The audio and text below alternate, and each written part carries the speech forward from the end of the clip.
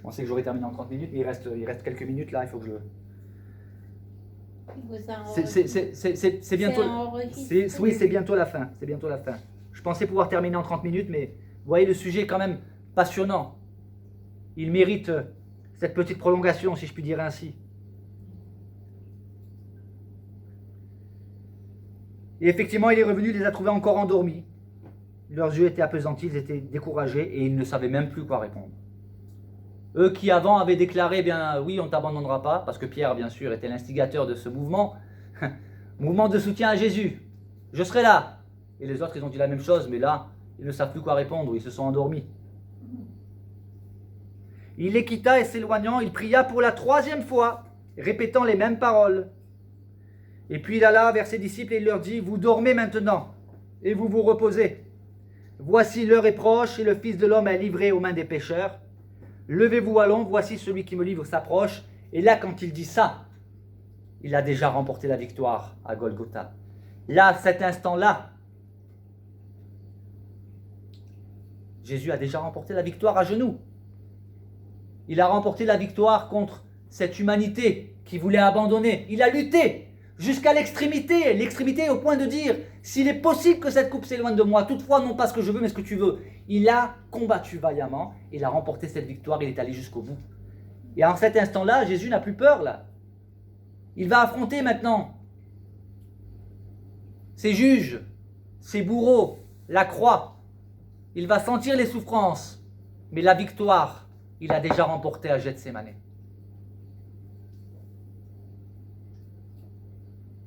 Il a vaincu.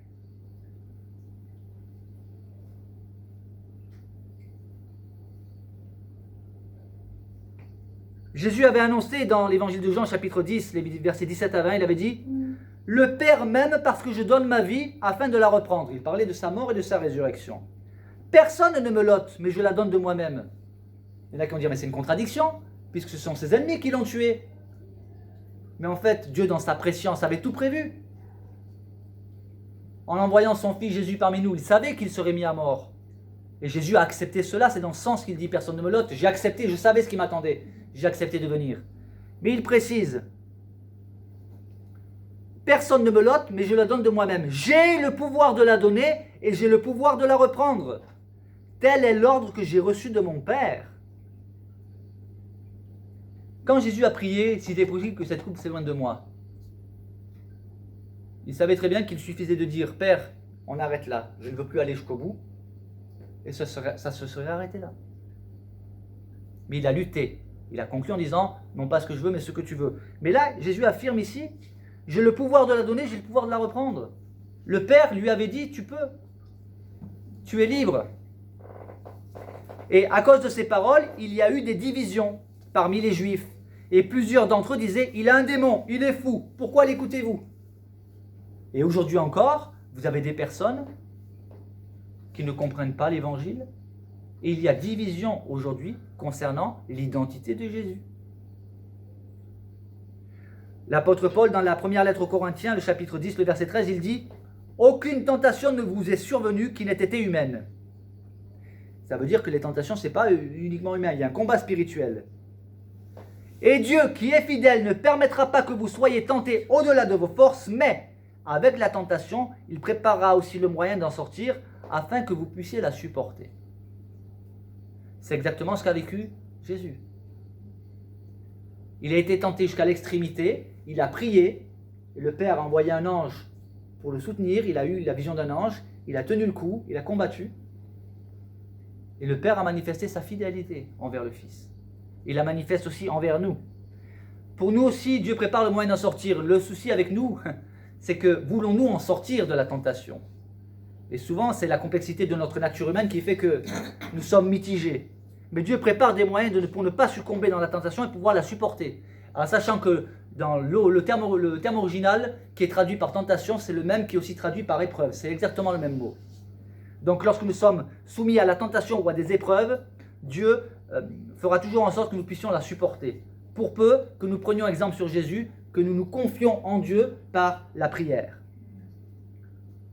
Et il est dit aussi de Jésus, de lui, que dans les jours de sa chair, il a présenté avec de grands cris et avec larmes des prières et des supplications à celui qui pouvait le sauver de la mort, et il a été exaucé à cause de sa piété. Il a été exaucé à cause de sa piété. Il est dit de Jésus qu'il a effectivement adressé à son Père des grands cris et des larmes et des supplications à celui qui pouvait le sauver de la mort. Et le texte nous dit qu'il a été exaucé, mais il y en a qui vont dire, oui, mais Jésus, il est quand même mort. Oui, mais il est ressuscité. La mort n'a aucun pouvoir sur lui. De plus, certains commentateurs voient ici, et je les rejoins, la seconde mort dont il est parlé dans l'Apocalypse, c'est la séparation éternelle avec Dieu. Et dans ce sens-là, Jésus n'a pas été séparé, au contraire.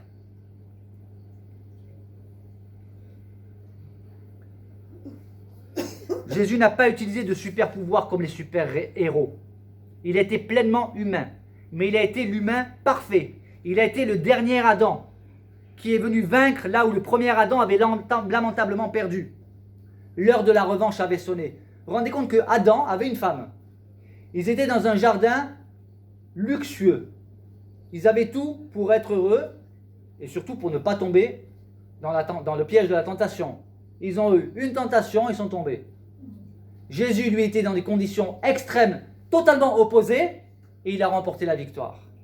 Le premier Adam a cédé dans le luxe, dans le confort. Et le dernier Adam, dont il est parlé, dans 1 Corinthiens 15, 45, c'est Jésus. Lui, il a remporté la victoire. C'est un peu comme un grand frère qui est champion de boxe. Son petit frère s'est fait battre par un autre champion. Et le grand frère décide d'y dire, écoute, celui qui t'a battu, je vais le battre, moi. Mais je vais le battre en étant sur une jambe et un poing dans le dos. Vous voyez ?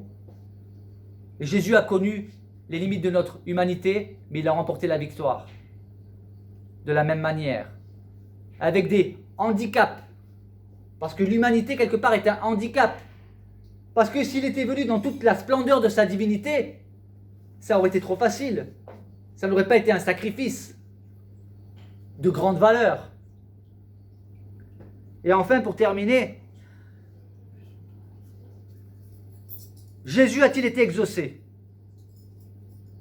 dans sa prière? Oui, car il a demandé que ce ne soit pas sa volonté qui s'accomplisse, mais la volonté de son Père. Et c'est la volonté de son Père qui s'est accomplie. La volonté du Père. Et important à retenir, pour pouvoir réaliser ne serait-ce qu'un petit peu la valeur de cette incroyable lutte que Jésus a dû livrer, et pour apprécier à sa juste valeur la victoire qu'il a menée pour nous, il faut avoir dans une certaine mesure été confronté à d'intenses angoisses et des frayeurs. Quand on a connu l'angoisse, la peur, la frayeur, la dépression, alors on peut lire ce texte avec un regard différent, plus profond, plus adapté de cet épisode. On peut se dire, oui, je sais ce que c'est d'avoir des angoisses et des frayeurs. Effectivement, c'est effrayant, on a envie que d'une chose, de s'enfuir. On a envie que ça s'arrête.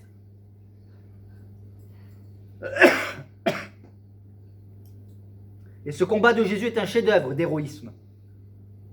Cet épisode de cette lutte dans le jardin de Gethsémani, cette lutte de Jésus, a encouragé durant des siècles, et aujourd'hui encore, tous les chrétiens qui sont éprouvés, parce qu'ils peuvent s'identifier à Jésus. Ils se disent, le Seigneur, lui, il sait ce que je vis.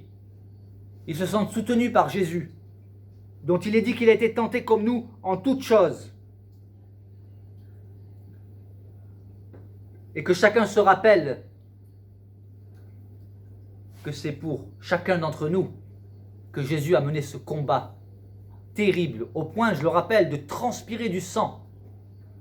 C'est pour chacun d'entre nous. Et Jésus est décédé à l'âge de 33 ans. Environ à peu près 33 ans. Alors voilà, je vais conclure ici. Mais le fait que Jésus ait adressé cette prière à son Père n'est aucunement une preuve que Jésus n'était pas Dieu, n'est aucunement une preuve que Jésus refusait d'être crucifié, mais au contraire, cela révèle un combat, le combat le plus extraordinaire de toute l'histoire de l'humanité, le plus improbable, le plus intense, qui a été menée, mais saurons-nous discerner cela? Que le nom du Seigneur soit béni et prenons le temps, lorsque nous lisons la Bible, de chercher à comprendre ce qu'elle nous dit et pas ce que nous pensons qu'elle dit. Au nom de Jésus-Christ, Amen. Amen.